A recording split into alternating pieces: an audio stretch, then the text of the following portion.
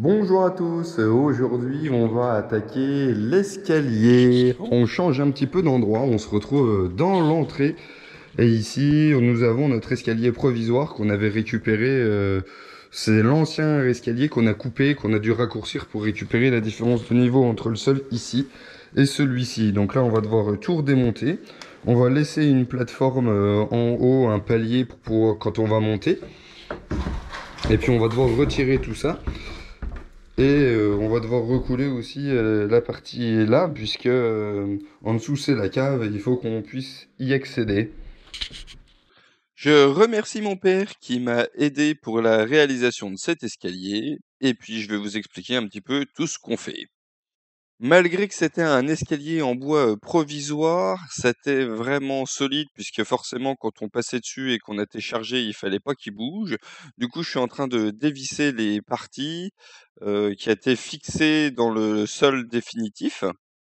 La première étape, c'est de commencer à tracer sur le mur où est-ce que va s'arrêter chaque chose. Donc la longueur du palier, l'escalier au moins la diagonale et puis après les marches. Et puis ensuite notre sol fini de l'autre côté. On trace tout ça. On a mesuré la hauteur qu'on a entre la partie la plus haute de notre raccord de pièces, là en fait l'OSB qui est là-haut, et le sol qu'on a ici. On a 172 cm. On a divisé 172 par notre futur nombre de marches qui est 9. Ça nous donne une hauteur de marche de 19,1. Donc on va tracer les hauteurs de marche sur les murs, à chaque fois 19,1. Et on va prendre une longueur de marche de 28 pour le moment et on va voir ce que ça donne. Je vais vous montrer à peu près les tracés qu'on a fait. Donc ça, ce sera notre palier qu'on a déjà réglé de niveau et vissé. Le palier, donc, il s'arrête ici et après, on a tracé toutes nos marches là. Et en dessous, on voit l'épaisseur du béton fini qu'il va y avoir. On va venir remettre un coffrage en dessous et couler le béton par-dessus avec les fers. Comme nous sommes dans un corps de ferme, eh bien les deux murs sont faits en pierre de taille et ils ont ensuite été plâtrés. Qu'est-ce que cela change? Eh bien, nous n'avons pas exactement les mêmes longueurs partout, rien de n'est de niveau, les murs ne sont pas de niveau.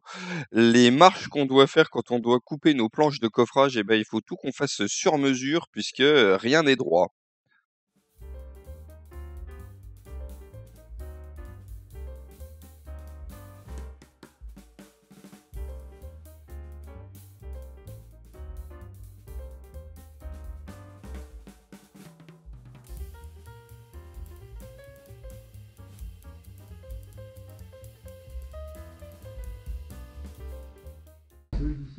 On vous montre un petit peu ce que ça donne au niveau des tracés. Donc on va faire une glissière qu'on va arrêter au niveau là et donc sur toute la longueur du trait de cordex. Et ensuite on viendra mettre notre planche, notre coffrage qui viendra se positionner comme ça ici.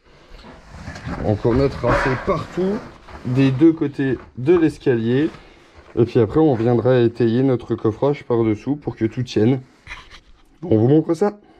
Du coup, on a réglé chaque contre-marche pour qu'elle soit de niveau verticalement et bien évidemment de niveau horizontalement. Le tout est bien fixé avec des chevilles et des vis assez solides puisqu'il faut trouver les pierres derrière et des fois on tombe dans les joints. C'est pas si évident que ça.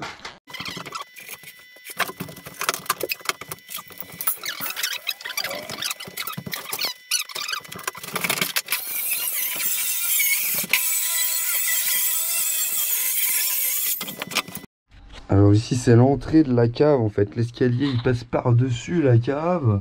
Donc je vous montre un peu ce que ça donne. Les glissières qu'on a fait ici, dans lesquelles on est venu après positionner nos planches d'OSB, donc sur toute la longueur de l'escalier, à gauche et à droite. Et puis en dessous, ça devait être un ancien escalier qui donnait accès à mon avis à la cave, il y en a de partout. Et on est venu refaire une plateforme qu'on a bien étayée, mis des bastings, parce que j'ai pas de petits étais de 40 cm. Pour que ça résiste bien à la charge quand on va venir couler tout le béton. Et comme on a fini notre coffrage derrière nous, on va pouvoir commencer à s'attaquer à mettre les fers. Donc on va partir avec des grands fers de 6 mètres qu'on recoupera sur mesure, qui feront tout le maillage, on va dire vertical entre guillemets, et après on viendra piquer dans les murs tous les fers horizontaux.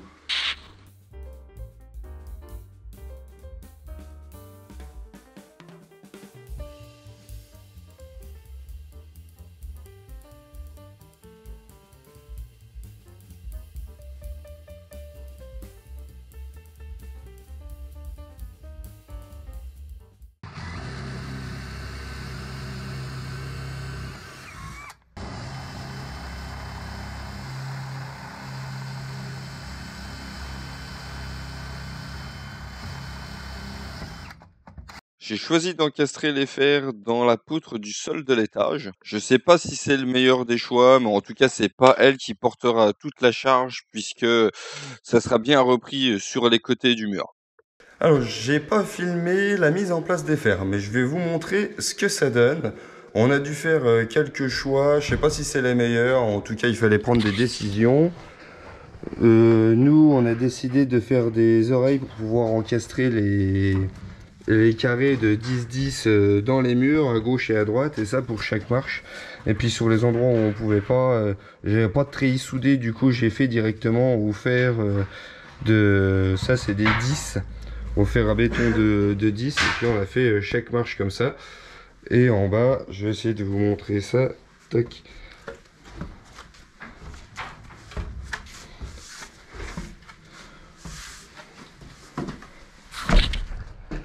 Donc la chance qu'on avait, c'est que ici il y avait un débord où on a pu poser directement nos fers. Le sol fini viendra un peu plus haut. Et puis là, du coup, on a fait un croisillon, enfin on a croisé des fers qu'on a attaché avec des ligatures à chaque fois partout, hein. Tout est ligaturé partout pour que ce soit bien solide.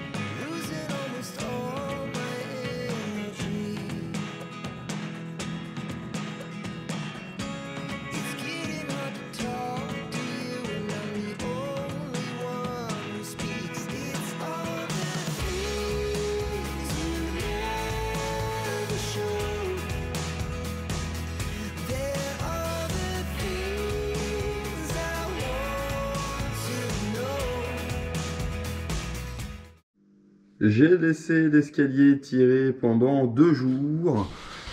Je vais juste enlever tout le coffrage ici et puis on va voir un peu la tête que ça a.